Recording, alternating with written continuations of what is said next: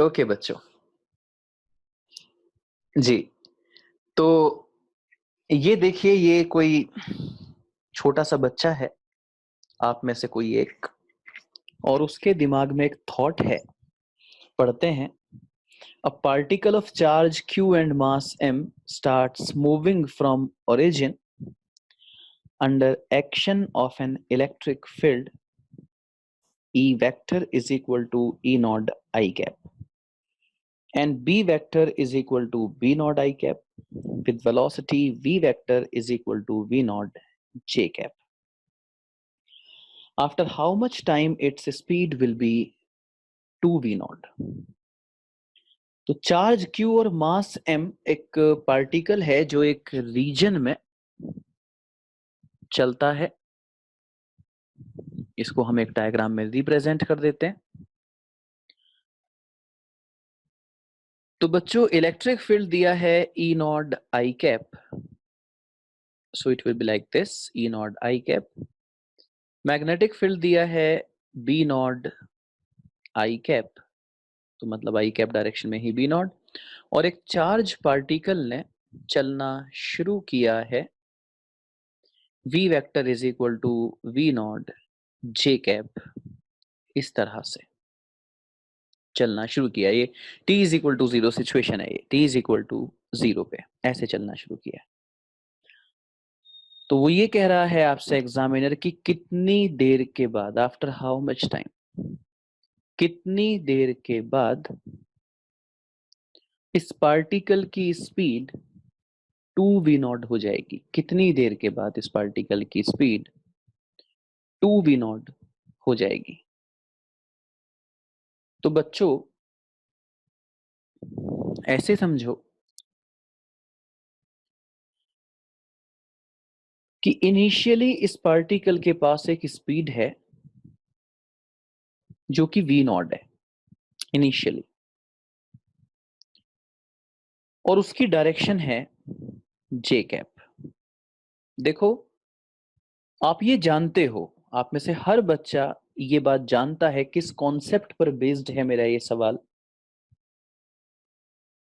Magnetic force कभी speed नहीं बदलता। मैग्नेटिक फोर्स कभी स्पीड नहीं बदलता। मैग्नेटिक फोर्स सिर्फ और सिर्फ वेलोसिटी की डायरेक्शन बदलता है। मेरे बोले हुए किसी भी कॉन्सेप्ट में अगर डाउट हो तो वहीं रोक देना, मुझे तभी हाथ उठा देना कि नहीं, ये आपने पहले कभी नहीं बताया। मैं रिपीट कर देता हूं, किस कॉन्सेप्ट पर बेस्ड है ये सवाल। तो मैंने कहा वी नॉट स्पीड को 2v नॉट कितनी देर के बाद ये हो जाएगी स्पीड, ये सवाल है। तो मैंने ये कहा, सवाल अगर स्पीड पे है तो मैग्नेटिक फोर्स कभी स्पीड नहीं बदलता। मैग्नेटिक फोर्स तो हमेशा डायरेक्शन बदलता है, सिर्फ और सिर्फ डायरेक्शन। स्पीड को बदलना इलेक्ट्रिक फोर्स का काम होता है। तो इसीलिए बच्चों,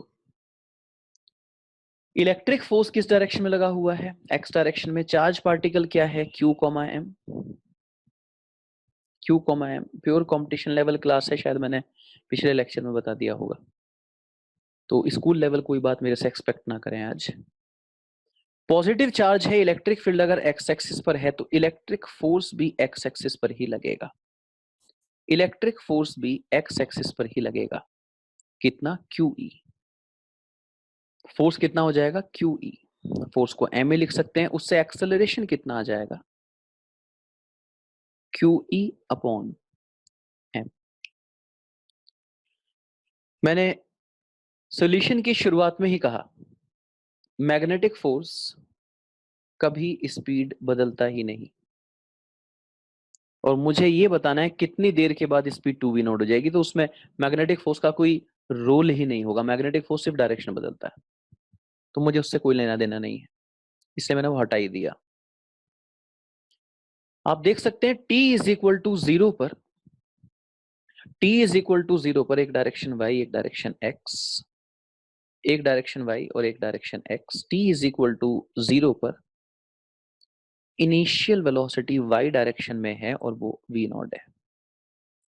t इज इक्वल टू 0 पर x डायरेक्शन में कोई भी इनिशियल वेलोसिटी नहीं है। स्पीड को बदलने का काम किस फोर्स का है? इलेक्ट्रिक फोर्स का। तो सिर्फ इलेक्ट्रिक फोर्स से आने वाले एक्सेलरेशन की ही बात करेंगे। इलेक्ट्रिक फोर्स से आने वाला एक्सेलरेशन x डायरेक्शन में है और उसकी वैल्यू QE अपॉन m है। इलेक्ट्रिक फोर्स से कोई भी एक्सेलरेशन y डायरेक्शन में नहीं आएगा इलेक्ट्रिक फोर्स से। v is equal to U plus A T, Y direction में अलग से x डायरेक्शन में अलग से v is equal to U plus A T. Y direction में इलेक्ट्रिक फोर्स से कोई एक्सेलरेशन नहीं आया तो वाई डायरेक्शन में वेलोसिटी t टाइम पे डिपेंड करेगी ही नहीं, वो सिर्फ v नॉट ही होगी। x डायरेक्शन में v is equal to U plus A T, U is zero, a is Q E upon m, v is equal to U plus A T. तो t time पर x direction में कितनी velocity होगी? This one.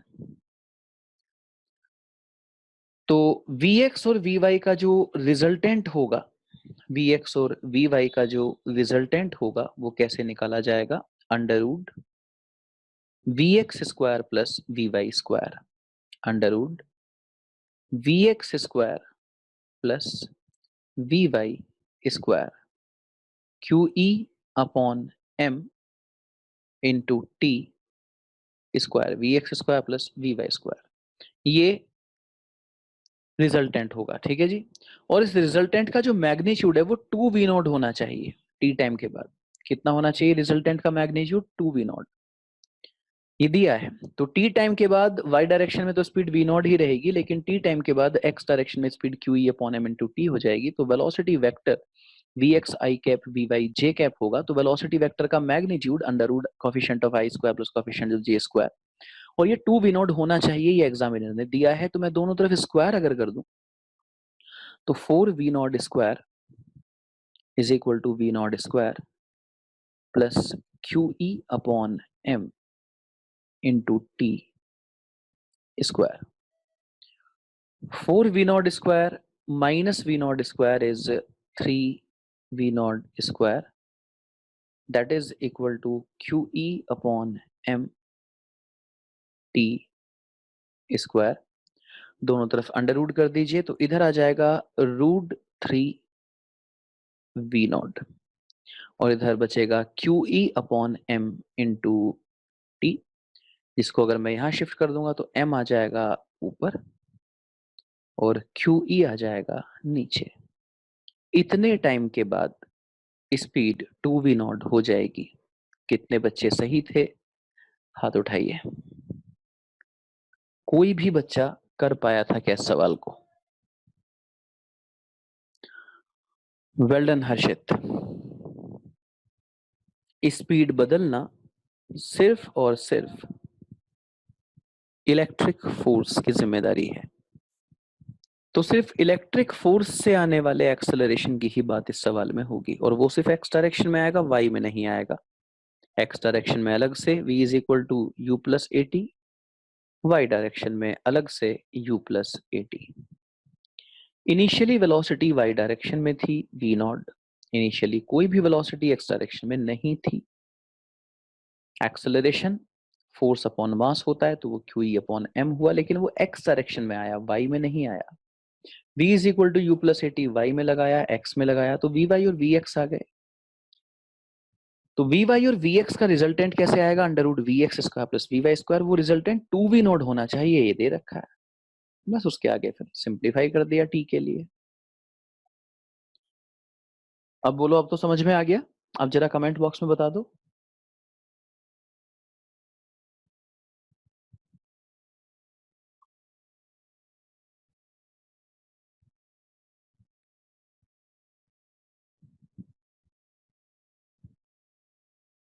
Okay अच्छा, वैसे हो चुका है सवाल, हाँ, लेकिन मैं इसको एक और तरीके से बताना चाहता हूं। सो वन मोर टाइम,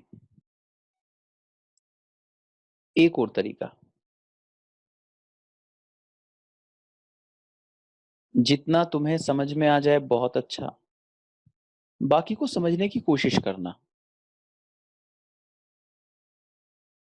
बहुत अच्छी रैंक अगर लाना चाहते हो तो कॉन्सेप्ट्स को स्ट्रॉन्ग करो और कॉन्सेप्ट्स को यूज करना सीखो।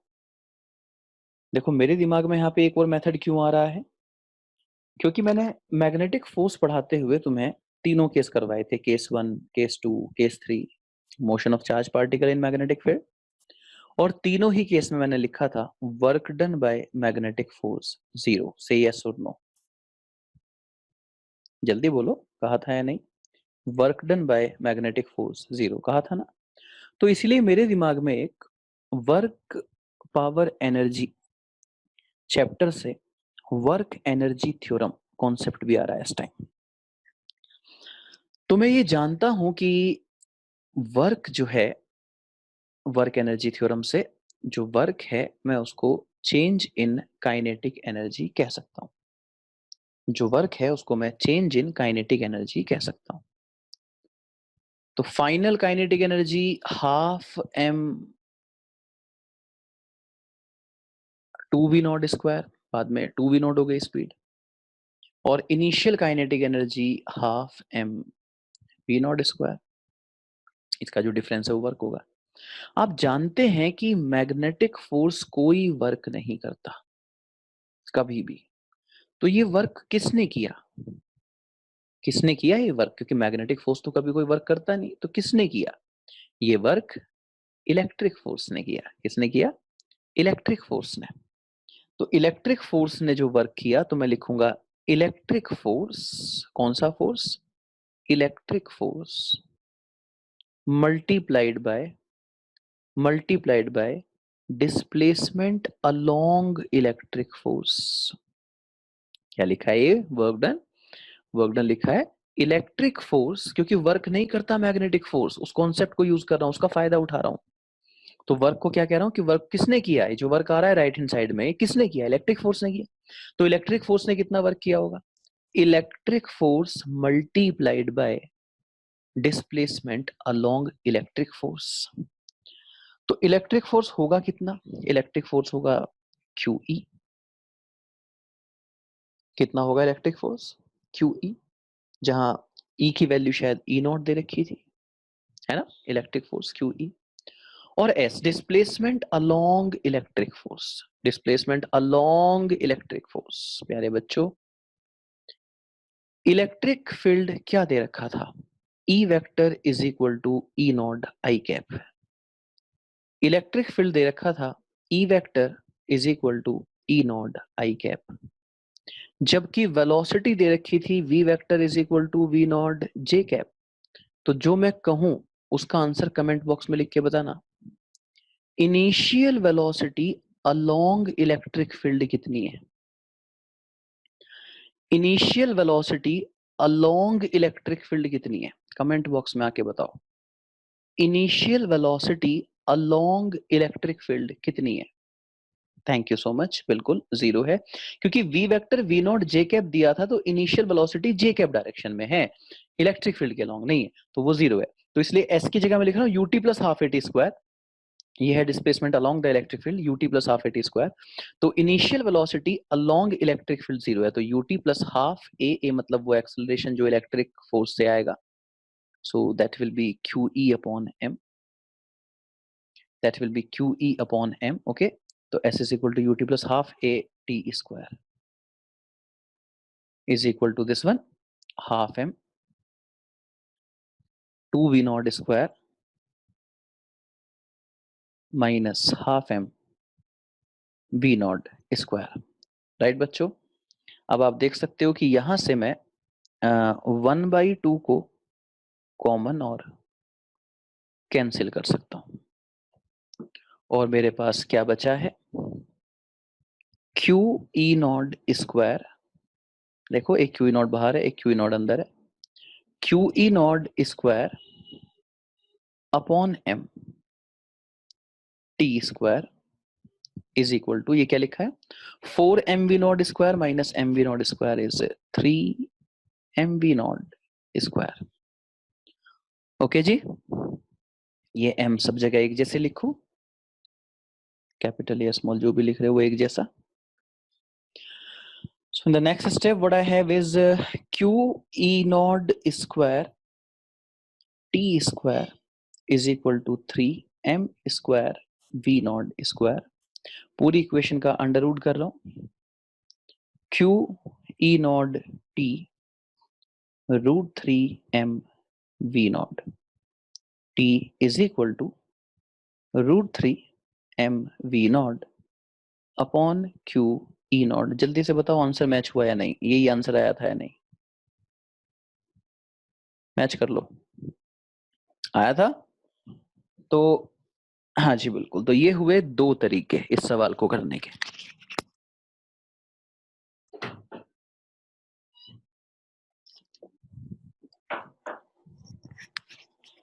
तो एक कॉन्सेप्ट हुआ कि मैग्नेटिक फोर्स कोई वर्क नहीं करता, तो मैंने वर्क को 0 पुट किया।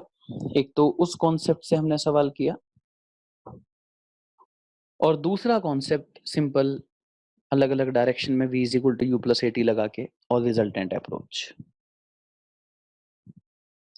आप कोशिश करना आपको दोनों समझ में आए, कोशिश करना, ठीक है। जो चीज नहीं आती वही तो सीखने आए हो भाई, रोज थोड़ा और बड़ा होने आए हो। चलिए, ये है इस इंटेलिजेंट बच्चे की दूसरी थॉट। उसकी एक थॉट को हमने दो तरह से इसको सॉल्व करके बता दिया। अब इसके मन में आया है ये दूसरा सवाल। Q, M, चार्ज Q और मास M का एक पार्टिकल v वेलोसिटी से मैग्नेटिक फील्ड में आता हुआ आपको नजर आ रहा है। मैग्नेटिक फील्ड जिस रीजन में है उसकी विड्थ दी है mv अपॉन √2bq, और वहां से mv अपॉन √2bq डिस्टेंस पर एक दीवार है, एक वॉल है। उसने कहा after how much time deviation will be 180 degree. कितनी देर के बाद इस चार्ज पार्टिकल का डेविएशन 180 डिग्री हो जाएगा, ये उसने पूछा है।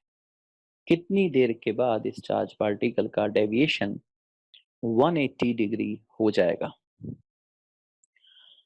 तो बहुत सारे कॉन्सेप्ट्स को मिलाकर अच्छे अच्छे सवाल बनाए जाते हैं, जिसको आप कहते हैं ना अच्छे सवाल। बढ़िया पेपर आया था, हाई लेवल आया था, है ना। तो वो हाई लेवल क्या होता है, वो बस कुछ कॉन्सेप्ट्स को मिलाकर सवाल बना देते हैं, और ये सबसे ज्यादा इंजीनियरिंग एंट्रेंस में होता है।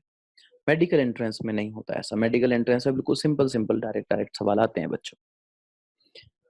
तो बाकी मेडिकल एंट्रेंस में कैसे सवाल आए विल डिस्कस ना। अभी देखो होने वाला 13 तारीख को, तो तब देख लेना। अभी जेई मेन का दिखाया ही था, तो उसमें भी कितने आसान आ रखे थे वैसे तो। अभी जेई एडवांस होने वाला है, तो जेई एडवांस दिखाऊंगा। जैसे जैसे पेपर होता रहेगा तो हम उन क्वेश्चंस को देखते रहेंगे, जो क्वेश्चंस आपके उस सिलेबस में से हैं, जितना हम पढ़ चुके हैं। तो इन्होंने कहा after how much time deviation will be 180 degree. हाँ विनायक, वो सारे पेपर मैं अभी डाउनलोड करके और किसी दिन देख लूंगा, आपको सारे डिस्कस करा दूंगा। इजी था, वो भी ऐसे ही था, बल्कि वो और भी इजी था। After how much time deviation will be 180 degree.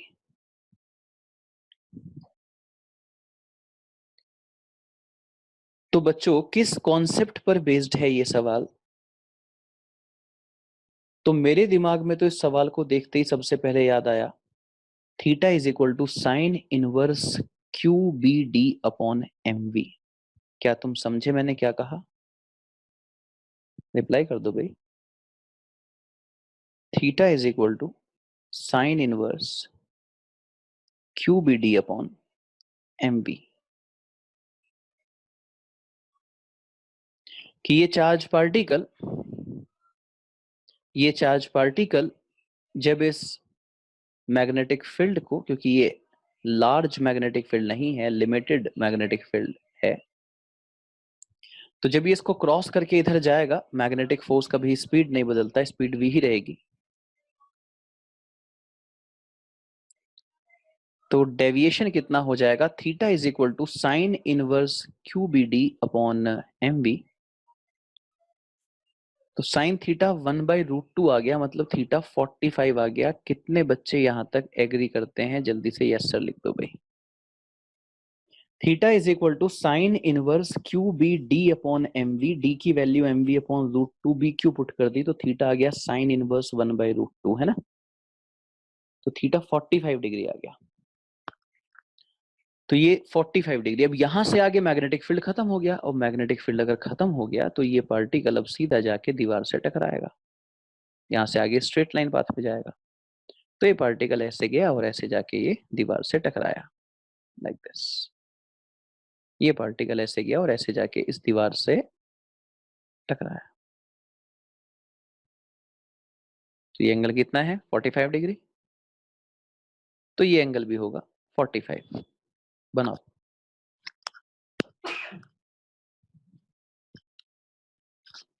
ये एंगल भी होगा 45 डिग्री। और उसके बाद ये ऐसे दीवार से बाउंस बैक करेगा। ये मैंने यहां कॉन्सेप्ट यूज किया है कोलिजन का। 11th क्लास का सिलेबस अगर वीक है तो इफेक्ट पड़ने ही वाला है। देखो, ऐसा नहीं है कि 12th का सिलेबस बिल्कुल इंडिपेंडेंट होगा, 11th का तो यूज होगा ही। 11th का सिलेबस पढ़ाने के बाद ही तो 12th में बच्चे का एडमिशन किया जाता है, उसका ये पर्पज है। मैकेनिक्स अगर वीक है, 11th क्लास की बातें अगर वीक है, then you gonna suffer. Engineering entrance तो फिर आप मतलब अच्छी रैंक तो फिर आप भूल जाइए। अगर आपके दिमाग में ये है कि भाई मैं 11th का सिलेबस कॉम्प्रोमाइज कर दूंगा और 12th अच्छा कर लूंगा और मेरी अच्छी रैंक आ जाएगी, तो इंजीनियरिंग एंट्रेंस तो आप भूल जाइए। अच्छी रैंक, ये जुगाड़ तो हो सकता है, अच्छी रैंक नहीं आ सकती। वो तो एक एक सवाल में, मैं जब कहता हूँ इंजीनियरिंग एंट्रेंस तो I am talking about JEE advance. JEE mains तो नीट लेवल ही होता है। वो एक एक सवाल एक से ज्यादा कॉन्सेप्ट मिला के बनाते हैं। देखो यहाँ पे कोलिजन और मैग्नेटिज्म का कितना बढ़िया यूज कर रहे हैं। तो इस तरह से theta is equal to sine inverse Q B D upon M V. 45 degree का डेविएशन हुआ है, पार्टिकल जाके दीवार से टकराया, बाउंस बैक हुआ। इसके बाद वापस ये इसी मैग्नेटिक फील्ड से गुजरेगा, और जब ये इसी मैग्नेटिक फील्ड से गुजरेगा तो इस तरह से इस पे अगर आप फोर्स की डायरेक्शन देख लें, अगर आप इस पे फोर्स की डायरेक्शन देख लें तो डाउनवर्ड है, तो ऊपर ना जाके अभी ऐसे नीचे की तरफ इस तरह से इसका डेविएशन होगा और ये ऐसे बाहर हो जाएगा। बताइए बात समझ में आई नहीं? लेफ्ट हैंड से चेक कर लीजिए आप। जब ये अंदर की तरफ आया तो फोर्स की डायरेक्शन क्या आई थी, आप लेफ्ट हैंड से चेक कर लो। तो इस तरह से कर्वेचर बनेगा। बोलो बात समझ में आती है?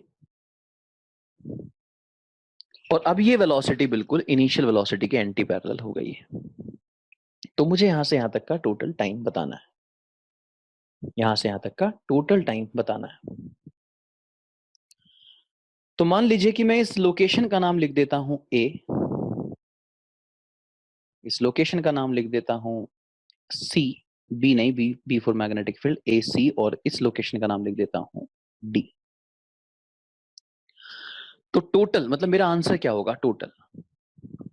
तो मैं कहूंगा कि time to move from A to C plus time to move from C to D का डबल होगा मेरा आंसर।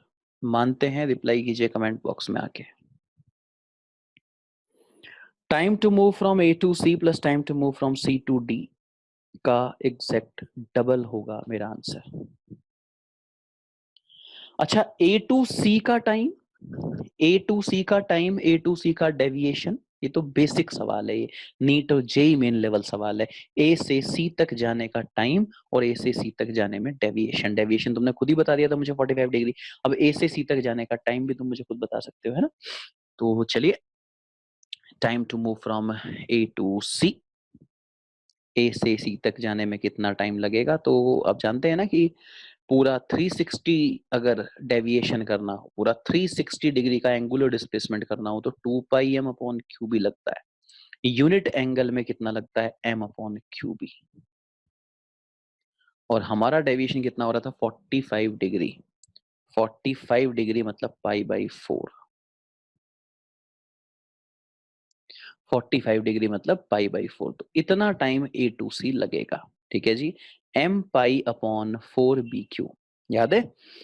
पूरा 360 डिग्री सेंटर पे बनाने के लिए टाइम लगता है 2 pi M upon Q B. तो यूनिट एंगल पे कितना, और फिर हमारे पाई बाई 4 एंगल पे कितना, M by Q B times of pi by 4। इतना टाइम ए से सी तक लगेगा। Now time from C to D. Time from C to D. This is the problem of kinematics 2D. Kinematics 2D की problem है ये। C से D तक particle को जाने में कितना टाइम लगा, C से D तक, है ना। तो बच्चों बेसिकली तुम्हें दे जो रखा है ना, वो ये दे रखा है, ये तुम्हें ये वाला डिस्टेंस दे रखा है, ये वाला mv upon root two B Q, mv upon root two B Q. और वेलोसिटी दे रखी है तुम्हें ये वाली। तो time is equal to displacement upon velocity in direction of displacement. Kinematics 2D का सवाल है ये।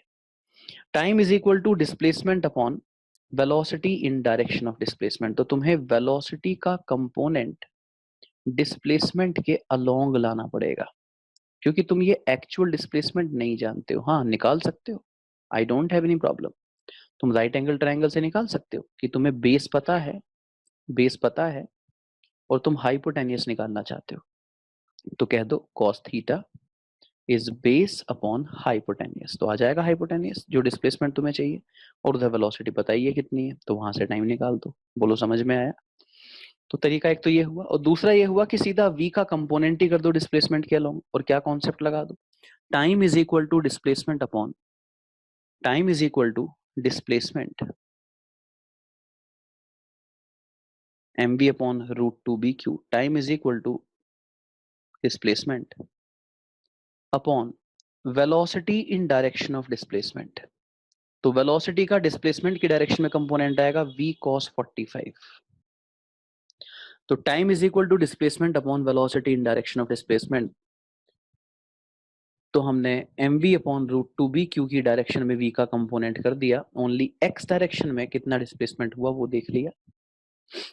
अदरवाइज मैंने कहा आप एक्चुअल करना चाहते हो, आप वैसे भी कर सकते हो। आप राइट एंगल ट्रायंगल से cos theta is equal to base upon hypotenuse कह के हाइपोटेनस निकाल दो, आपको एक्चुअल डिस्प्लेसमेंट मिल जाएगा। उसके डायरेक्शन में वेलोसिटी भी दे ही रखी है, वहां से निकाल देना डिस्प्लेसमेंट अपॉन वेलोसिटी, तो भी सेम आंसर ही आएगा।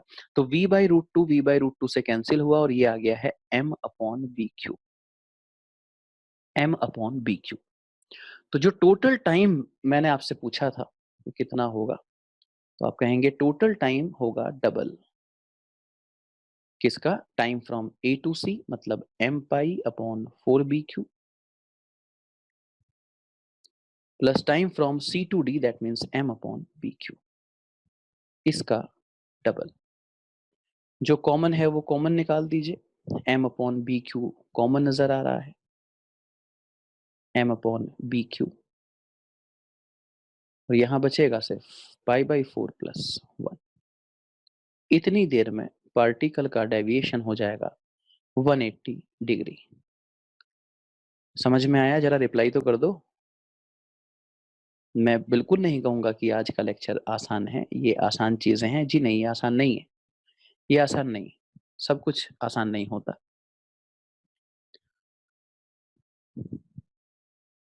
ये उन बच्चों के लिए आसान हो सकता है जिनको मैकेनिक्स बिल्कुल क्लियर है, कोई प्रॉब्लम नहीं।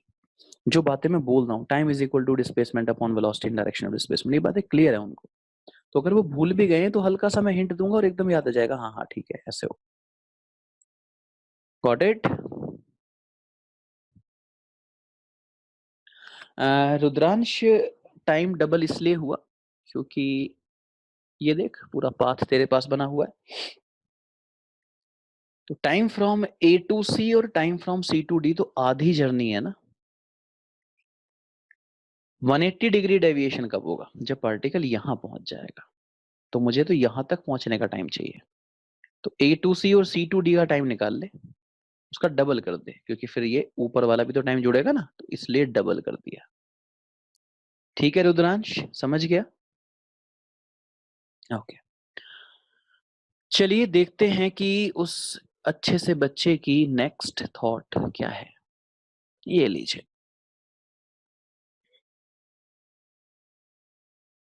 तो अगली थॉट है इस स्टूडेंट की। एक वेज बना रखा है, उस पर एक ब्लॉक रखा है और फ्रिक्शन भी है वेज पर, थीटा इंक्लिनेशन है,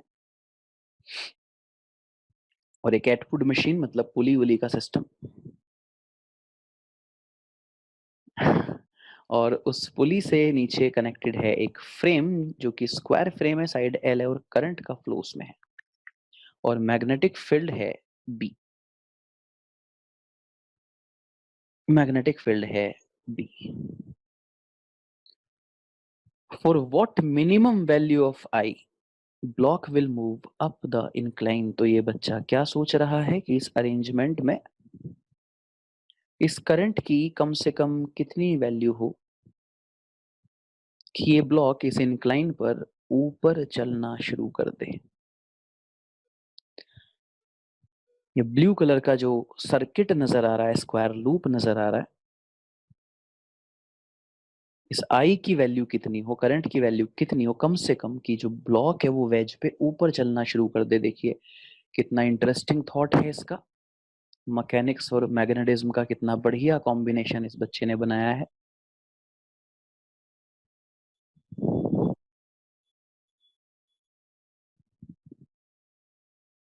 आप ट्राई करेंगे? मैं 1 मिनट रुकता हूं। अच्छा, कुछ तो सोचो, एटलीस्ट 1 मिनट रुकता हूं। ध्रुव, एक्चुअली एक्सेलरेशन पूछा ही नहीं गया है, सिर्फ ये कहा है कि करंट कितनी हो कि ऊपर चलना शुरू कर दे। एक्सेलरेशन अगर पूछा जाता तो कॉन्सेप्ट ऑफ मूवेबल पुली लगता। चलिए हम सॉल्व करते हैं। तो बच्चों, आप ये देखो कि ये जो लूप है, मैं इसकी नंबरिंग कर देता हूं, नाम रख देता हूं इसके वर्टिसेस के, जिसका बोलना फिर मुझे आसान होगा। P Q R S.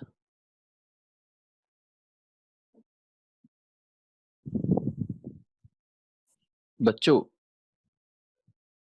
R S का जितना हिस्सा, आर एस का जितना हिस्सा मैग्नेटिक फील्ड में है, उस पे फोर्स अगर राइट में लगेगा तो पी क्यू के उतने हिस्से पे लेफ्ट की तरफ लगेगा और ये दोनों फोर्स एक दूसरे से कैंसिल हो जाएंगे। मानते हैं? रिप्लाई कीजिए। आर एस का जितना हिस्सा मैग्नेटिक फील्ड में है उस पे जब मैग्नेटिक फोर्स लगाएंगे तो वो राइट में लगेगा, तो पी क्यू पे लेफ्ट में लगेगा और ये दोनों फोर्स एक दूसरे से बैलेंस हो जाएंगे। जो सेक्शन क्यू आर है वो मैग्नेटिक फील्ड में है ही नहीं। Section Q R magnetic field में है ही नहीं। करंट कैरिंग कंडक्टर पे मैग्नेटिक फोर्स तब लगेगा जब वो मैग्नेटिक फील्ड में हो। तो Q R element magnetic field में है ही नहीं, तो उस पर मैग्नेटिक फोर्स नहीं लगेगा। तो अब बचा सिर्फ पी एस। तो जी हाँ, P Q R S loop पर एक नेट फोर्स होगा और वो पी एस की वजह से होगा। पी एस पर लगने वाला मैग्नेटिक फोर्स डाउनवर्ड होगा और उसकी वैल्यू आई एल बी होगी। रिप्लाई कीजिए। लेफ्ट हैंड से चेक कर लीजिए, पूरा anti clockwise, sorry clockwise current का फ्लो बना हुआ है। I L B, P Q R S एक दूसरे को बैलेंस कर देंगे, क्यू आर पे लगा ही नहीं, तो ये आई एल बी बैलेंस नहीं होगा, ये आई एल बी डाउनवर्ड होगा। तो लूप पर एक फोर्स है। ओके, अब चाहते हैं कि ये ऊपर की तरफ चले। आप ये चाहते हैं कि ये ब्लॉक ऊपर की तरफ चले। बच्चों, सेम वायर में सेम टेंशन जब तक बीच में मास का इन्वॉल्वमेंट ना हो। सेम वायर में same tension, concept of laws of motion 11th class. आज के लेक्चर में अगर आपको कोई बात समझ में नहीं आती तो बच्चों प्लीज मैग्नेटिज्म पे कमेंट मत करना। मैग्नेटिज्म बड़ी इनोसेंट यूनिट है, आप अभी तक इतना बढ़िया समझते आ रहे हो, उस पे कोई कमेंट मत करना। अगर आज के लेक्चर में आपको कुछ समझ में नहीं आया तो कमेंट अपने 11th के सिलेबस पे करना, जिसे या तो तुम भूल गए हो या तुमने वो ध्यान से वहां नहीं पढ़ा था। सेम वायर में सेम टेंशन जब तक बीच में मास का इन्वॉल्वमेंट ना हो। प्यारे बच्चों, अगर आप पुली पे फ्री बॉडी डायग्राम देखें, पुली मासलेस मानी जाती है, पुली मासलेस मानी जाती है तो 2T is equal to ILB support कीजिए जल्दी। 2T is equal to ILB, क्योंकि पुली मासलेस है भाई, क्योंकि पुली मासलेस है।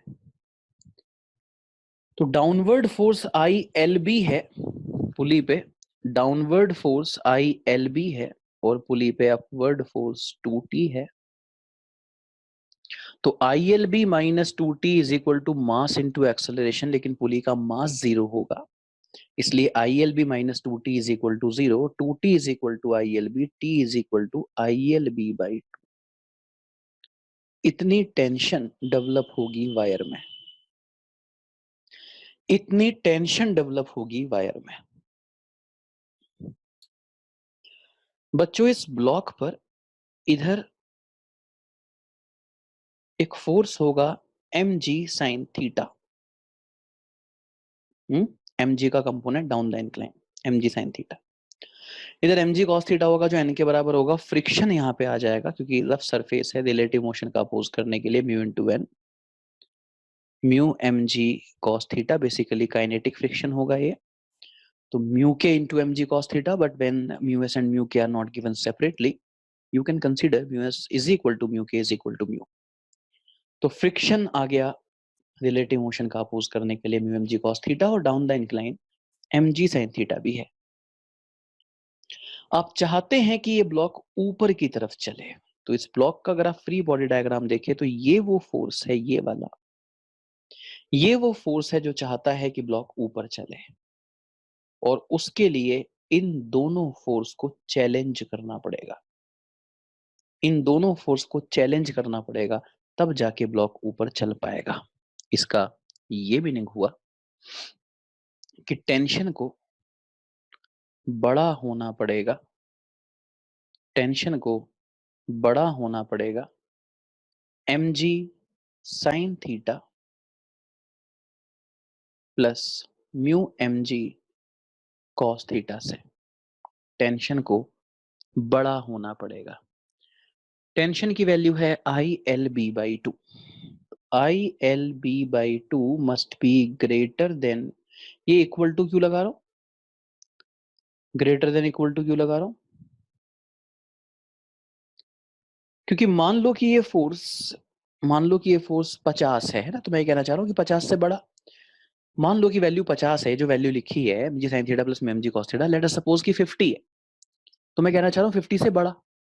तो 50.0000000001 भी तो 50 से बड़ा ही होगा, लेकिन 50.0000000001 को मैं नियरली 50 भी तो कह सकता हूं। That is Y greater than equal to लगा रखा है। तो बच्चों आई की वैल्यू यहां से, ये जो 2 है इसको उधर शिफ्ट कर रहा हूं मैं, 2 अपॉन LB, और ये है mg sine theta plus mu mg cos theta. जहां mg है कॉमन, तो I greater than equal to 2mg upon LB sine theta plus mu cos theta होना चाहिए। I इस वैल्यू से बड़ा होना चाहिए, चाहे इससे नेग्लिजिबल ही बड़ा क्यों ना हो, पर इससे बड़ा होना चाहिए। ऐसे केस में ब्लॉक ऊपर की तरफ चलने लगेगा। जल्दी से बता दीजिए जी, समझ में आया है या नहीं? वेल डन ध्रुव, समझ आया है?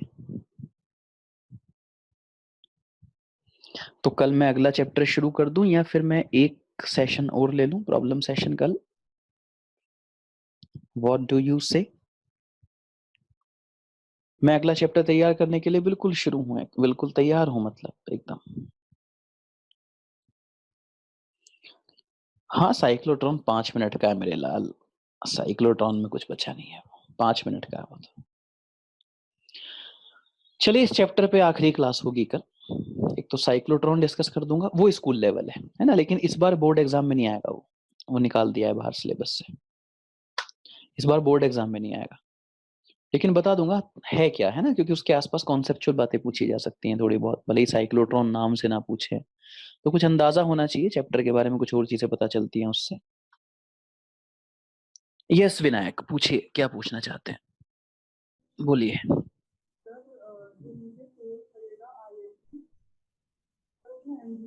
विनायक बोलो, आपकी बिल्कुल आवाज नहीं आ रही है। आप लिख दो विनायक, कमेंट में लिख दो प्लीज।